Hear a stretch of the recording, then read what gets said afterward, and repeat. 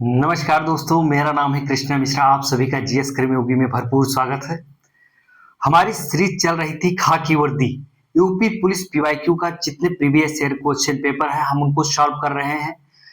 हमारा पीवाईक्यू लगाने का मकसद ये नहीं है कि प्रीवियस ईयर क्वेश्चन जितने पूछे गए सिर्फ हम उसके क्वेश्चंस के पढ़ो और सीधा ऑप्शन पे आ जाएं, सीधा उसके उत्तर पे आ जाएं।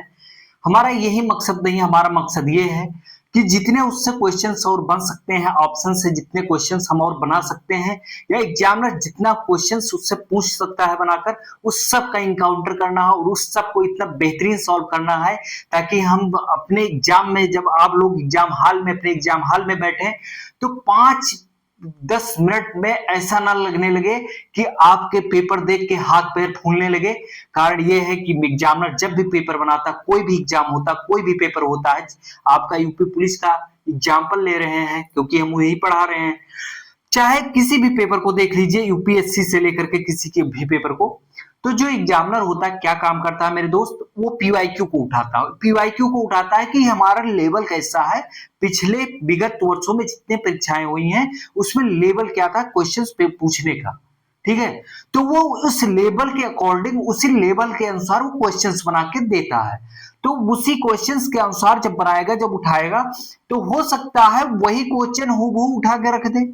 भाई यार, बहुत बहुत सारे आप पीवाईक्यू जब देखेंगे तो किसी ना किसी बैच में आपको सीधा वही मिलेगा कि हाँ, उठा के ऑप्शन सहित वही क्वेश्चन उठा के रख देते हैं एग्जामिनर। और कभी कभी और मैक्सिमम ज्यादा चांस क्या होते हैं, जो 4 क्वेश्चंस दिए गए थे, ऑप्शन दिए गए हैं, उनसे क्वेश्चंस बना लेते हैं ये लोग, क्योंकि वो तो सब पढ़ के आते हैं और वो जो टॉपिक पढ़ के आते हैं उसी पे उनको कार्य करना होता है। आपको सब पढ़ के आना है। तो जो टॉपिक विशेषज्ञ है, तो वो टॉपिक, जैसे अब आपको एग्जाम्पल देंगे, यहाँ पे जैसे हिंदी का है ये पीवाईक्यू, हम हिंदी का पिछली कई कक्षाएं हुई हैं, हो चुकी हैं। जो लोग नहीं देखे हैं वो जाके देख लें, कितना बेहतरीन पीवाईक्यू यूट्यूब दुनिया में निःशुल्क सबसे बेहतरीन पीवाईक्यू करवा रहे हैं, ताकि आपके तैयारी में 4 चांद लग सके। आप एक ये वर्दी, मोहब्बत ये वर्दी, खाकी ये वर्दी, ये सब कुछ आपकी हो, आपके सपने आप पूरा कर सकें। आपके सपने को पूरा करवाने में मेरा भी एक छोटा सा सहयोग है। मैं अपने तरीके से जो छोटा सा सहयोग कर रहा हूं, वो सहयोग मेरा आपके तैयारी में 4 चांद लगा दे। तो मेरा यही एक सबसे ज्यादा प्रसन्नता मुझे ये होगी इस बात की, फ्री में पढ़ाने की इस बात की है मुझे प्रसन्नता कि आप सभी लोगों का सिलेक्शन होगा, सिलेक्शन हो जाएगा, कितने घरों में खुशियां आएंगी, कितना परिवार खुश होगा। मेरा यही इंटेंशन है। फिर हम सीधा आते हैं अपने क्वेश्चंस पे और उसको पढ़ेंगे, और फिर उससे जितने संबंधित हैं पीवाईक्यू हम बनाएंगे। और बाकी आप जहां से सब्सक्रिप्शन लिए हैं, जहां से पढ़ा रहे हैं, वहां से पढ़ाइए। हम इसलिए पूरा बैच नहीं उतार पाए, पढ़ा नहीं पाए, ताकि थोड़ा टाइम का अभाव है मुझे भी, और मेरी टीम अभी तैयार नहीं हो पाई है, इसलिए मैं टीम नहीं उतार पाया, इसलिए मैं नहीं, तो इसलिए पीवाईक्यू जितने मेरे तरफ से योगदान आप लोगों को तक पहुंचाना है, पीवाईक्यू के माध्यम से मैं बहुत मजबूत कर दूंगा आपको। लेकिन आप भी वादा करें कि पीवाईक्यू सारा लगाएंगे और अधिक से अधिक लोगों को जोड़ेंगे। आप, ये आपका कार्य है, जोड़ना लोगों के पास आपका कार्य है। फिर हम क्वेश्चन नंबर 1 पे आते हैं। मुक्ति बोध के लिए जैनेन्द्र कुमार, मुक्ति बोध दिया गया है, हम थोड़ा पेन चेंज कर लेते हैं ताकि आपको आसानी रहे देखने में। मुक्ति बोध के लिए जैनेन्द्र कुमार को किस पुरस्कार से सम्मानित किया गया था? देखो, ये जैनेन्द्र कुमार जी जो मुक्ति बोध के लेखक हैं, जैनेन्द्र कुमार, कब पुस्तक लिखे होंगे ये भी हम बताएंगे, क्योंकि अब जब पुरस्कार पूछ लिया किस वर्ष में पुरस्कार दिया गया था, तो कौन सा पुरस्कार दिया गया था, तो ये अगले आने वाले वर्ष में यही पूछ लेगा सीधा, मुक्ति बोध के लिए जैनेन्द्र कुमार को जो साहित्य पुरस्कार दिया गया वो किस वर्ष दिया गया। ठीक है, तो हम जानेंगे। ऑप्शन नंबर 1 मंगला प्रसाद पारितोषिक जी पुरस्कार है, कि ज्ञानपीठ पुरस्कार है, कि साहित्य अकादमी पुरस्कार है, कि सरस्वती पुरस्कार है। तो हम सबसे पहले जानेंगे इनको कौन सा पुरस्कार मिला था मेरे दोस्त। फिर से पढ़ लीजिए, हम जानते हैं इनको कौन सा पुरस्कार मिला था। आप, हम लोग यहीं पे पढ़ के पूरा समझ लेते हैं। तो इनको मिला था सरस साहित्य अकादमी पुरस्कार। कौन सा मिला था? साहित्य अकादमी पुरस्कार। ठीक है, आप सभी लोग भी उत्तर दीजिएगा, जितने लोगों का सही जाया करे उत्तर वो सभी लोग कमेंट में लिख दो कि मेरा उत्तर मैंने पहले सही दे दिया है। तो इससे आप लोगों का उत्साहवर्धन होता रहेगा और रिवीजन होता रहेगा। इनको किस वर्ष ये पुरस्कार दिया गया था, यहाँ पे हम छोटा सा नोट कर दे रहे हैं। 1966 यानी कि 1966 में इनको क्या कौन सा पुरस्कार दिया गया था, साहित्य अकादमी पुरस्कार दिया गया था। हम फिर क्वेश्चन नंबर सेकंड पे आते हैं।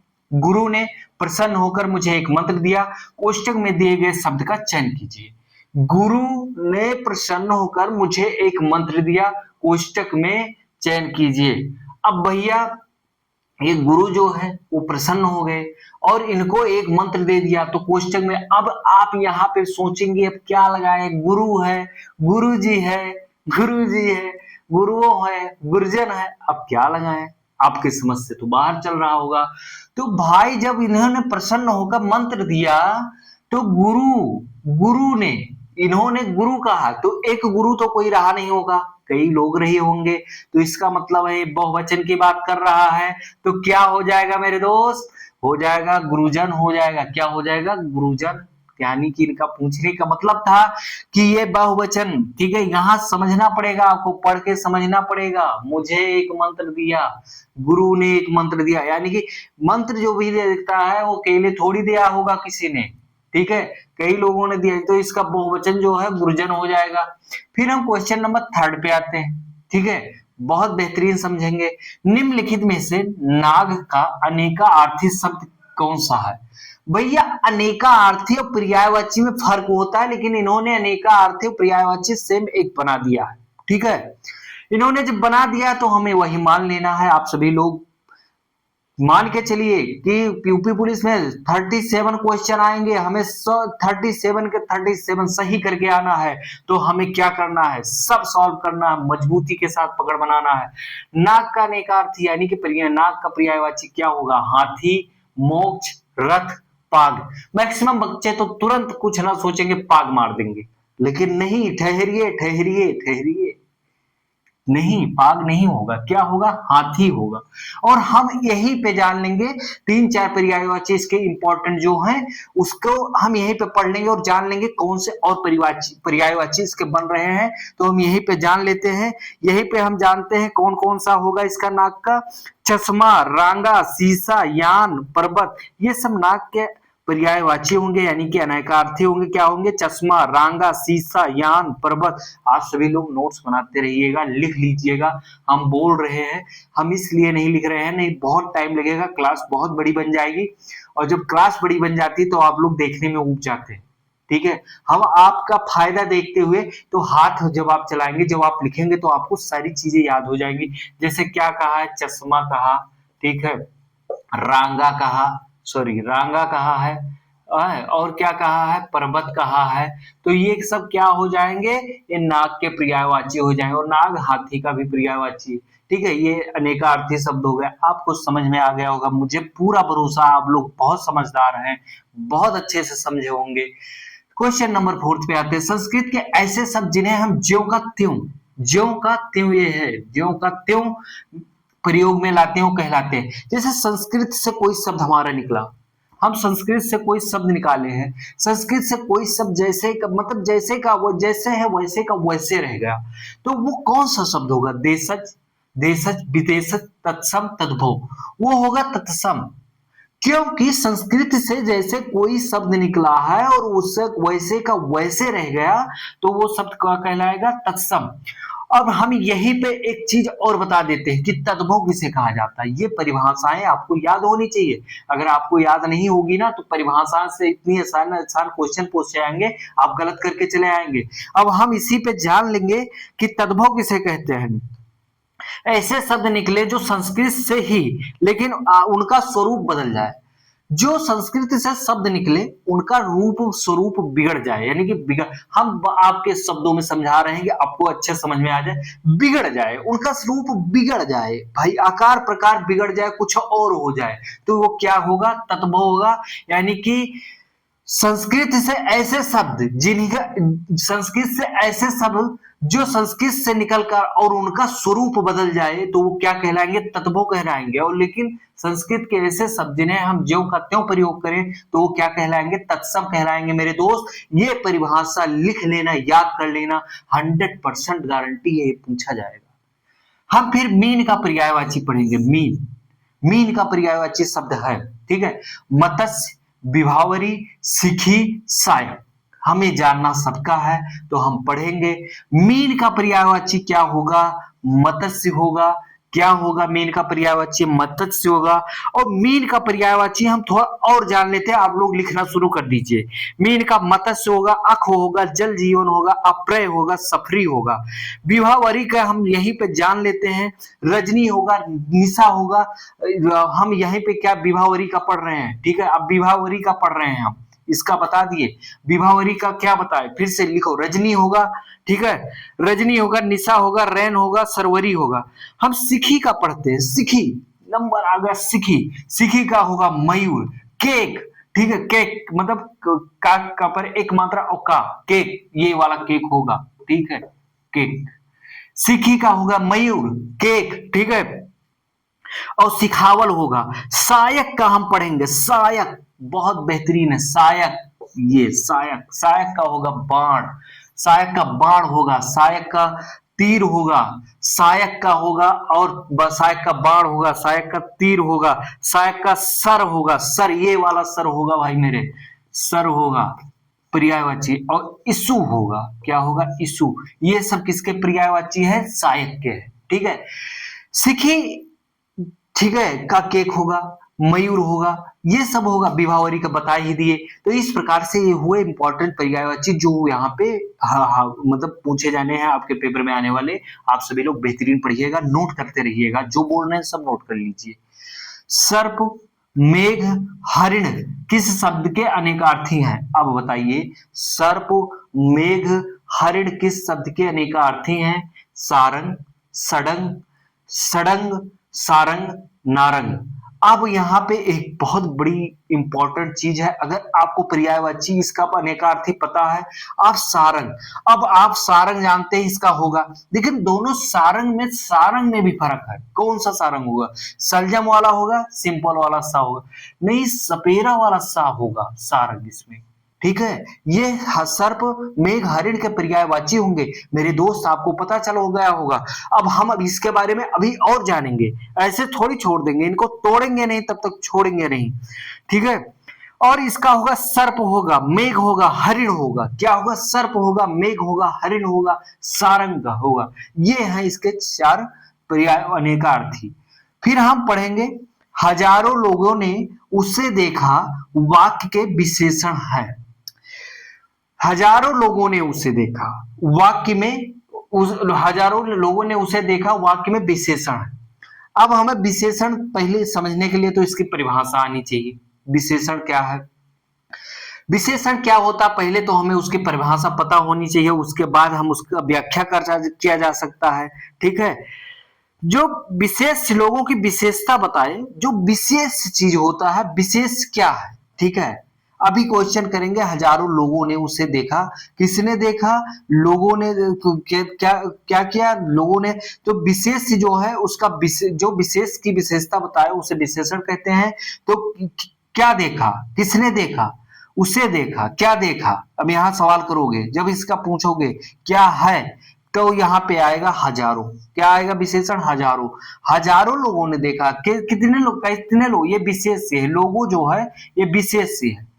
तो लोगों जब विशेष हो गया तो किसने देखा भाई? उसने देखा, लोगों ने देखा, ठीक है। लोगों ने उसे देखा, किसने ने? हजारों ने देखा। तो ये होगा जब विशेष, तो इसका विशेषण जो बताएगा वो हजारों हो जाएगा। तो क्या हुआ? हजारों हो गया। फिर अब हम आते हैं क्वेश्चन नंबर 8 पे।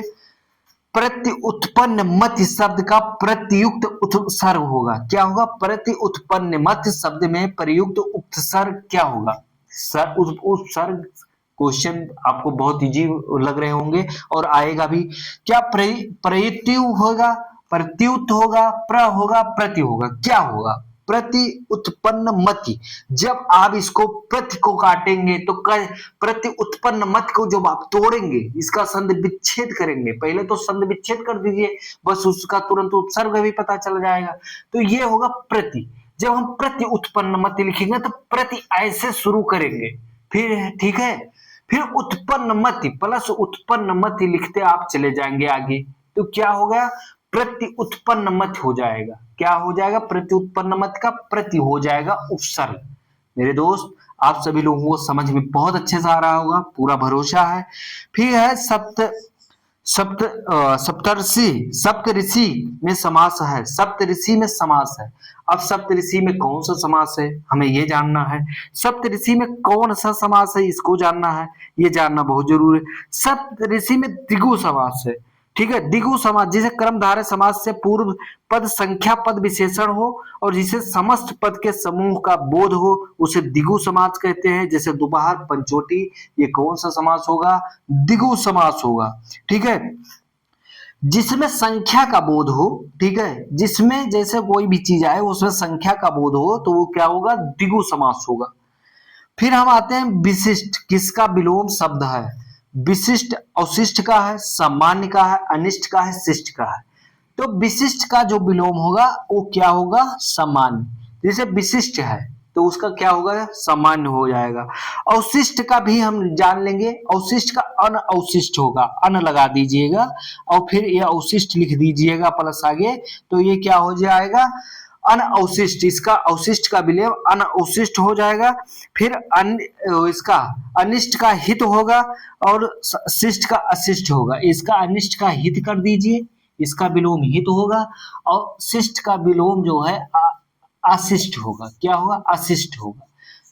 तो ये रहे आपके 10 टॉप क्वेश्चन और आपको पता चल गया होगा आपके सामने कितने क्वेश्चंस आ गए। हमें तो लगता है आपको आंसर कम से कम 50 तो मिल ही गए, 50 के बीच में मिल गए होंगे तो आपको फायदा मिलेगा। नहीं अभी आप अगर आप नोट्स पढ़ रहे होंगे और नोट्स पीवाईक्यू देख लेंगे, खोल के बैठ जाइए कि कहाँ पे पढ़ा रहे हैं, पीवाईक्यू बुक खोल के बैठ जाइए, उसको अंडरलाइन करते रहिए और देखते रहिए कहाँ पे पढ़ा रहे हैं, कैसे पढ़ा रहे हैं, कहाँ पे पढ़ा, साथ में अंडरलाइन करते रहिए। आपका काम पूरा का पूरा तो आपका जब काम हो जाएगा तो आप बिल्कुल कंप्लीट कर ले जाएंगे, तैयारी कर ले जाएंगे, बुक में भी पढ़ेंगे तो आपका जाएगा, तो फिर आपका फायदा होता जाएगा और आपका सारी पीवाईक्यू पे पकड़ इतनी बेहतरीन बनवा देंगे। हम बता तो रहे हैं पीवाईक्यू पे इतनी बेहतरीन पकड़ बनवा देंगे कि आपके एग्जाम में, आपका एग्जाम जब आपके पेपर हाथ में आए तो पेपर को आप फाड़ दे, ठीक है, पेपर का हाथ पैर फूलने लगे, आपका हाथ पैर ना फूले। तो आपको अगर अपनी इक्स ये मोहब्बत, इक्स ये वर्दी, इक्स ये मोहब्बत ये वर्दी, ये सब करना है तो आप अभी से लगे रहिए, कंटिन्यूटी बनाकर रहिए। आपके पास अभी बहुत टाइम है, कोई बहुत छटपटाने की जरूरत नहीं है, ना भागने की, जितना टाइम है पर्याप्त टाइम है, आप बहुत बेहतरीन कर ले जाएंगे, मुझे पूरा भरोसा है। तो आप सभी लोग हमसे जुड़े रहें और अधिक से अधिक लोगों को जोड़ने की कोशिश करें ताकि अधिक से अधिक लोगों का तैयारी बेहतरीन बन सके। अकेले में कोई कंपटीशन नहीं होगा, जब ज्यादा लोग आएंगे जुड़ेंगे और ज्यादा लोग कंपटीशन के लिए तैयारी करेंगे तभी तो कंपटीशन देने में मजा आता है, वरना मजा ही क्या, वो युद्ध भूमि ही क्या, वो रणभूमि ही क्या जिस रणभूमि में कोई सामने योद्धा ना हो। उस रणभूमि में अकेले रहने से कोई फायदा नहीं, रणभूमि में एक योद्धा जरूर होना चाहिए। तो योद्धा जब सामने होंगे तभी तो आप अपने बल का पराक्रम का आजमाइश कर पाएंगे कि कितने शक्तिशाली हैं हम, कितनी ताकत है हमारे अंदर। तो वही है आपके अंदर कितना ज्ञान है, कितने शक्तिशाली है, तभी साबित कर पाएंगे जब आपके सामने कोई बढ़िया बेहतरीन कंपटीटर होगा। तो आप सभी लोग जुड़े रहे, फिर हम अगली क्लास में मिलेंगे, तब तक के लिए जय हिंद, धन्यवाद।